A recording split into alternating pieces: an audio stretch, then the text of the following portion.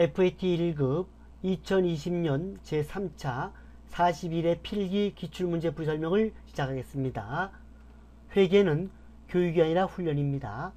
자격증 취득을 위해서 반복적인 학습이 꼭 필요하며 반복적인 학습을 하다 보면 저절로 이해와 암기가 될 것입니다.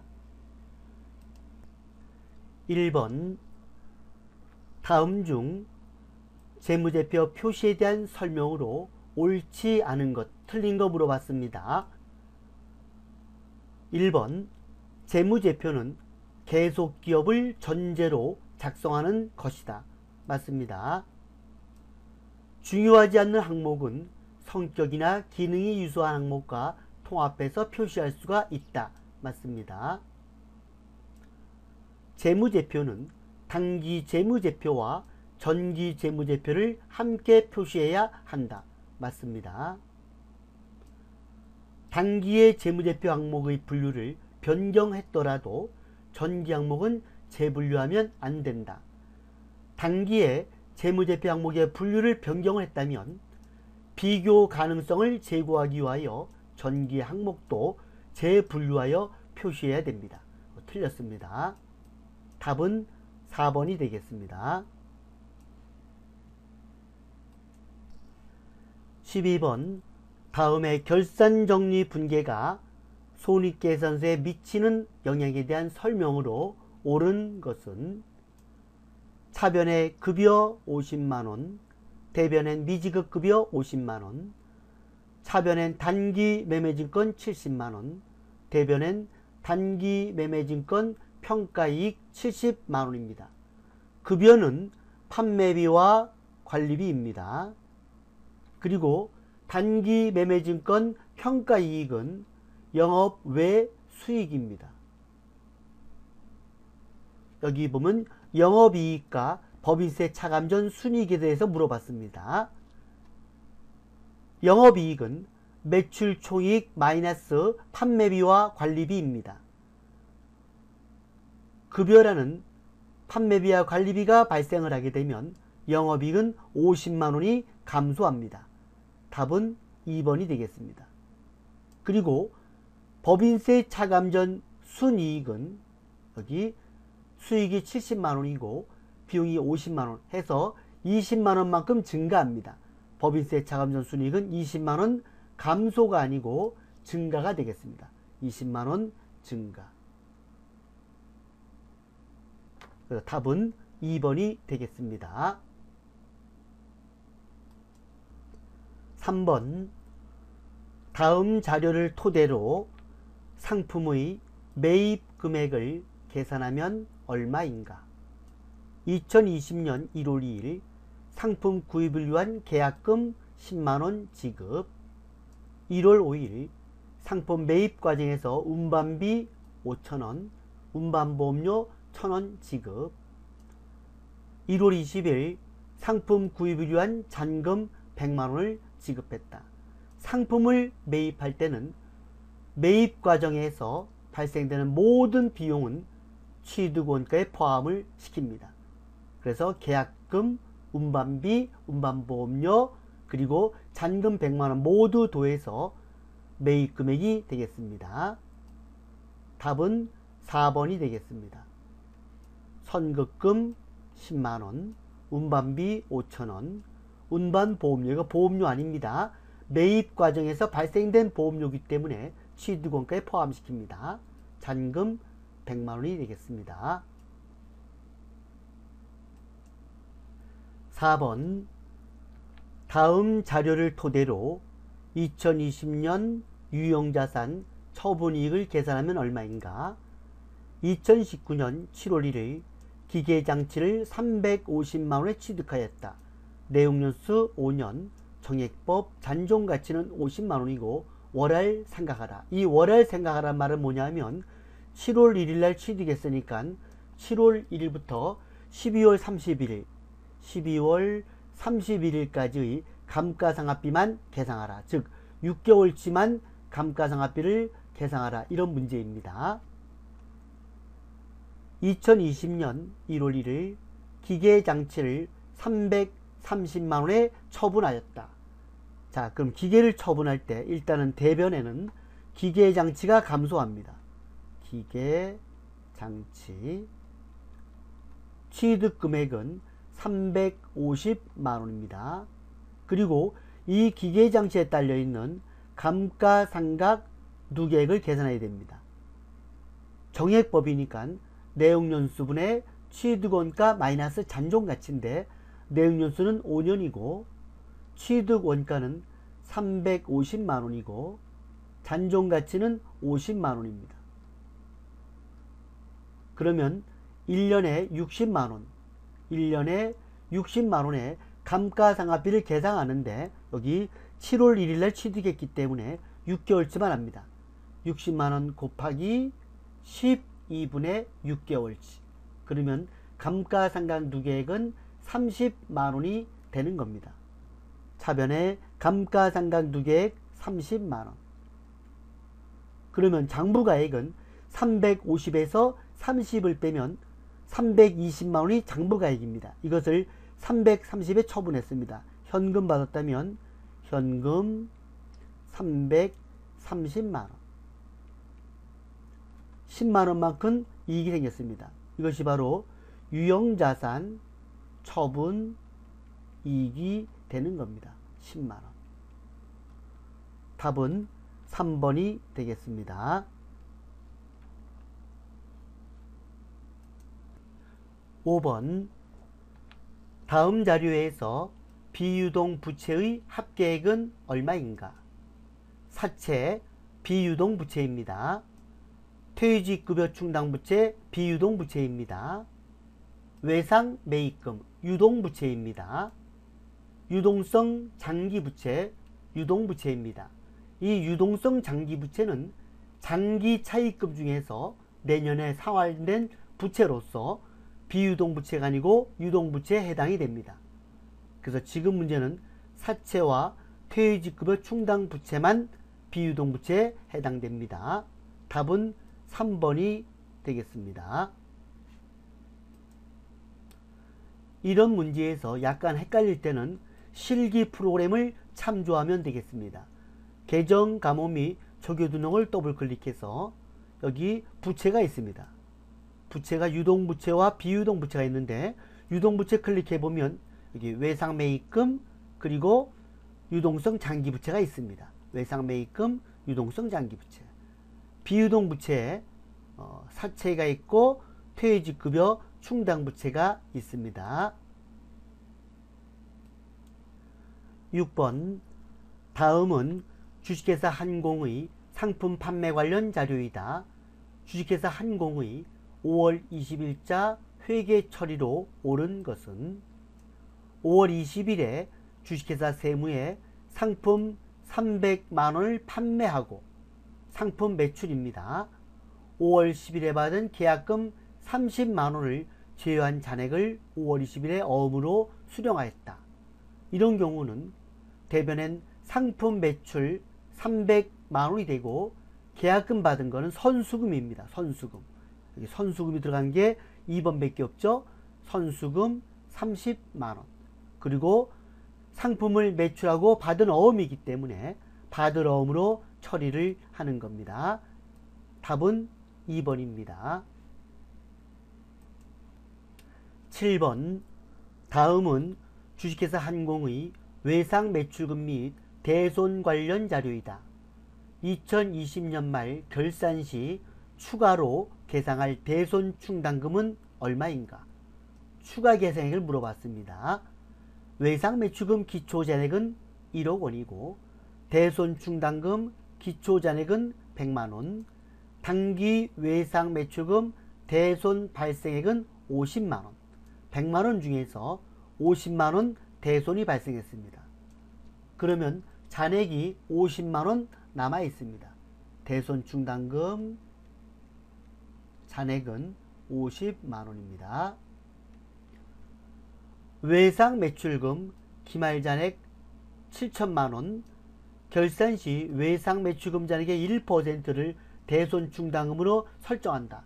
7천만원 곱하기 0.01 하게 되면 70만원의 대손 충당금을 설정을 하는 겁니다. 70만원 설정을 하는데 잔액이 50만원 있기 때문에 20만원만 추가로 설정하면 됩니다. 그래서 12월 31일 날 차변엔 대손 상각비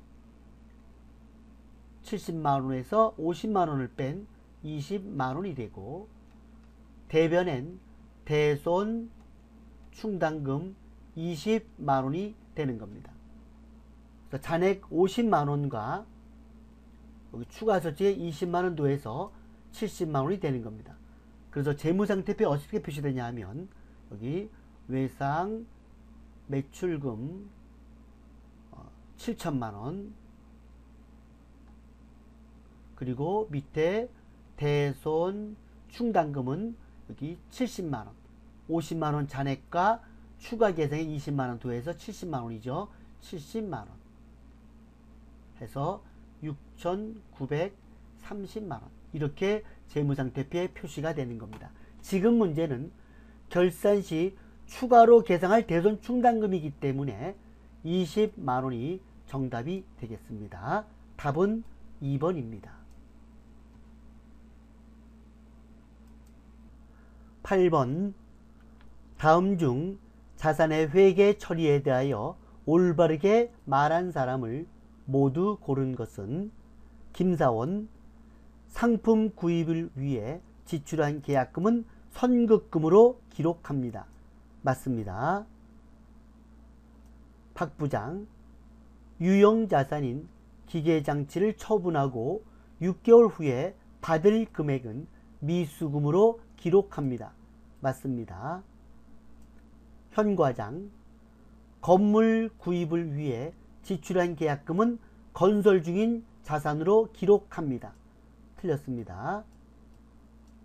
건물 구입을 위해 지출한 계약금은 선급금이고, 건물 신축을 위해 지출한 계약금은 건설 중인 자산입니다.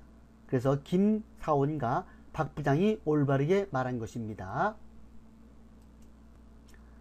그래서 김사원과 박 부장이 정답입니다. 1번. 그런데 여기 정답은 4번 되어 있네요. 김사원, 박 부장, 현 과장까지 옳은 말을 했다고 되어 있습니다. 한번 보겠습니다. 상품 구입을 위해 지출한 계약금은 선급금. 맞습니다. 유형자산인 기기장치 처분 후 향후 받을 금액은 미수금. 이것도 맞습니다. 건물 구입을 위해 지출한 계약금은 건설 중인 자산을 기록한다. 건물 구입을 위해 지출한 계약금은 선급금이고, 건물 신축을 위해 지출한 계약금은 건설 중인 자산이라고 저는 생각합니다. 그래서 이 문제에 대해서는 이의 신청을 해볼 만한 필요가 있다고 생각합니다. 9번 다음 자료를 이용하여 주식회사 한공의 매출 총이익을 계산하면 얼마인가? 기초상품 재고액, 단기 매입액, 단기 매입 운임, 기말상품 재고액, 매입 할인, 단기상품 매출액이 나와 있습니다. 매출 총이익은 매출액 마이너스 매출 원가인데 여기 매출액은 나와 있습니다. 그러면 매출 원가만 산출하면 되겠습니다. 매출 원가를 내는 공식은 기초상품 재고액 플러스 순매입액 마이너스 기말상품 재고액입니다. 기초상품 재고액 여기 100만원 있고, 기말상품 재고액 150만원이 있습니다. 기초상품 재고액 100만원 플러스 순매입액, 순매입액은 여기 단기 매입액 200만원에다가 매입 운임 15만원 더하고 매입 할인 5만원을 빼면 순매입액이 되겠습니다. 그러면 순매입액은 210만원입니다. 210만원 마이너스 기말상품 재고액 150만원 하게 되면 매출 원가는 160만원이 됩니다. 그래서 매출액 300만원에서 마이너스 매출 원가 160만원을 차감한 잔액이 매출 총이익이 되겠습니다. 140만원. 답은 1번이 되겠습니다. 10번 다음 중 아래 항목과 관련한 결산 분계가 누락될 경우 손익계산서에 미치는 영향으로 옳은 것은 단 임대 수익은 월할 계산할 것, 10월 1일 임대 계약을 맺고 현금으로 받은 1년분 임대료 360만원을 전액 임대 수익으로 인식하였다. 1년분 임대료 받았습니다. 이것이 바로 요즘 유행하는 깔세죠. 보증금 없이 임대료 1년분 받는 거죠. 자, 그러면 10월 1일 날 차변에 현금 360만원,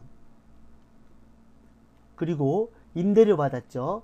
대변엔 임대료 360만원입니다.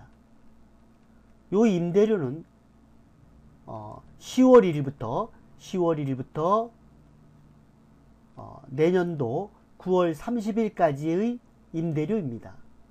올해는 올해 실현된 거는 10월, 11월, 12월 3개월은 단기가 맞죠. 3개월은 단기고 나머지 9개월은 차기입니다. 그래서 3개월은 실현이 됐지만 9개월은 미실현입니다. 미실현. 그래서 이 9개월치에 대한 임대료를 차감해야 됩니다. 12월 31일 날 12월 31일 임대료 차감해야죠. 차변엔 임대료. 그리고 이 임대료는 먼저 받았기 때문에 선수 수익이 됩니다. 선수 수익. 9개월치죠. 그러면 360만원 곱하기 12분의 9개월치를 임대료를 차감을 해야 되는 겁니다. 그래서 임대료가 270만원은 아직 실현되지 않은 임대료이기 때문에 임대료라는 수익을 감소를 해야 되고 270만원만큼은 선수 수익이라는 부채가 증가합니다. 그래서 임대료 270만원 수익을 줄여야 됩니다. 수익을 줄여야 되는데 이거를 누락했습니다. 누락. 그래서 270만원만큼 순이익이 과대 계상됩니다. 360만원 다 수익으로 다 잡힌 거죠. 이 360에서 270만원만큼은 수익을 차감해야 됩니다. 차감을 해야 되는데 이것을 누락했기 때문에 당기순이익이 270만원 과대 계상되는 겁니다. 답은 4번이 되겠습니다. 11번 다음 중 부가가치세법상 재화의 공급 시기로 옳은 것은 외상 판매의 경우 대가를 수령하는 때 틀렸습니다. 외상 판매의 경우에는 재화가 인도되거나 이용 가능하게 되는 때를 공급 시기로 봅니다. 재화의 공급으로 보는 가공의 경우 재화의 가공이 완료되는 때 틀렸습니다. 재화의 공급으로 보는 가공의 경우에는 가공된 재화를 인도하는 때를 공급 시기로 봅니다. 무인 판매기를 이용하여 재화를 공급하는 경우 재화가 이동되는 때 틀렸습니다. 무인 판매기를 이용하여 재화를 공급하는 경우에는 해당 사업자가 무인 판매기에서 현금을 꺼내는 때를 재화의 공급 시기로 봅니다. 4번 장기 할부 판매의 경우 대가의 각 부분을 받기로 한 때 맞습니다.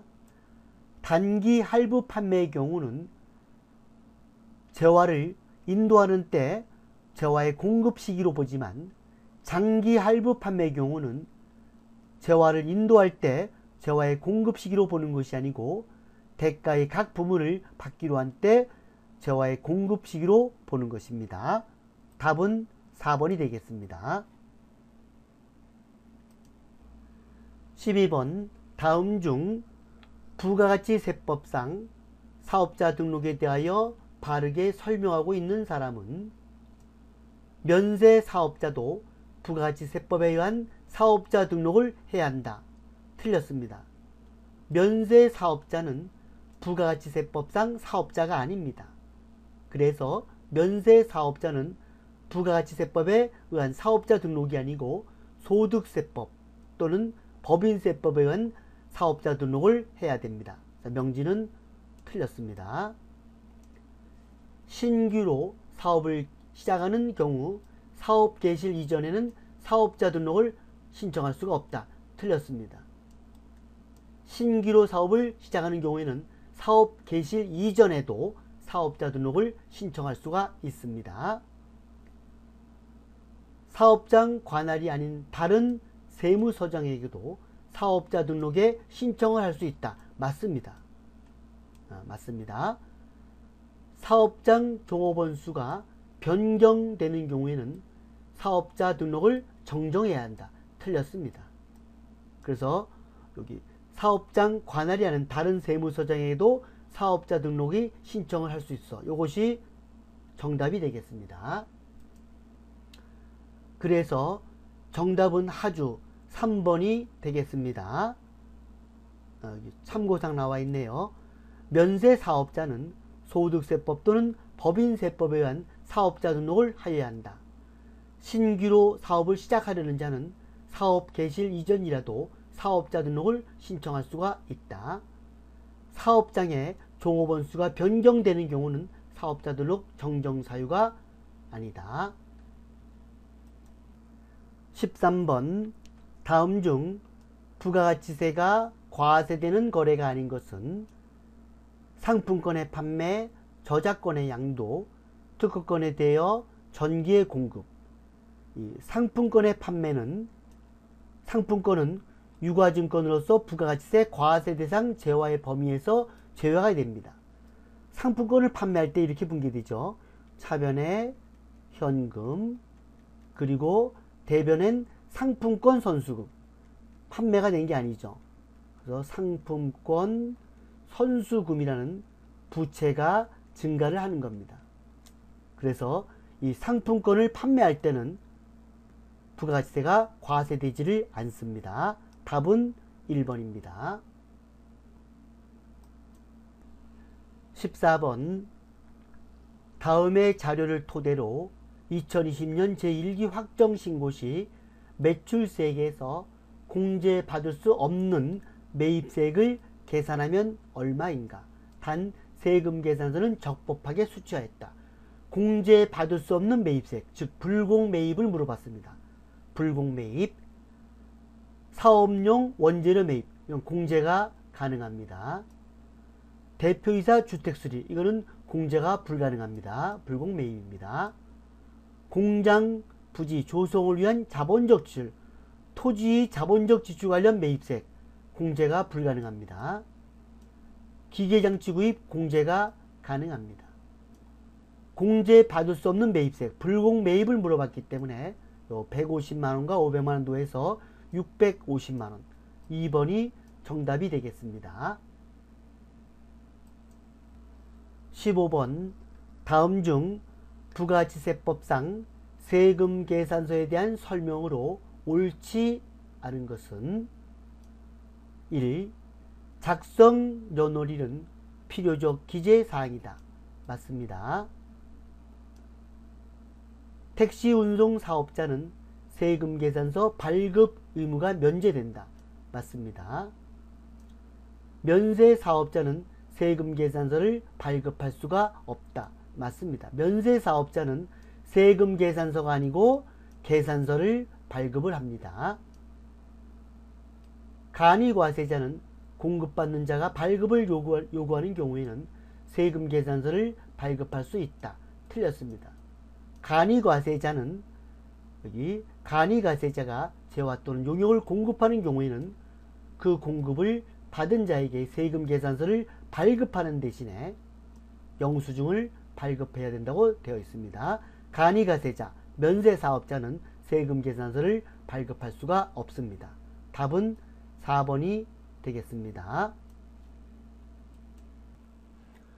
세금 계산서 필요적 기재사항에 대해서 보충 설명을 합니다. 세금 계산서 필요적 기재사항은 공급자 등록번호, 공급자 상호, 공급자 성명, 그리고 작성 연월일, 공급가액, 세액, 공급받는 자 등록번호입니다. 그래서 이렇게 세금 계산서에 이렇게 진하게 표시되어 있죠. 공급자 등록번호, 상호, 성명, 공급받는 자 등록번호, 작성 연월일, 공급가액, 세액이 되겠습니다. 이상으로 제41회 FAT 1급 필기 기출문제 풀이 설명을 마치겠습니다.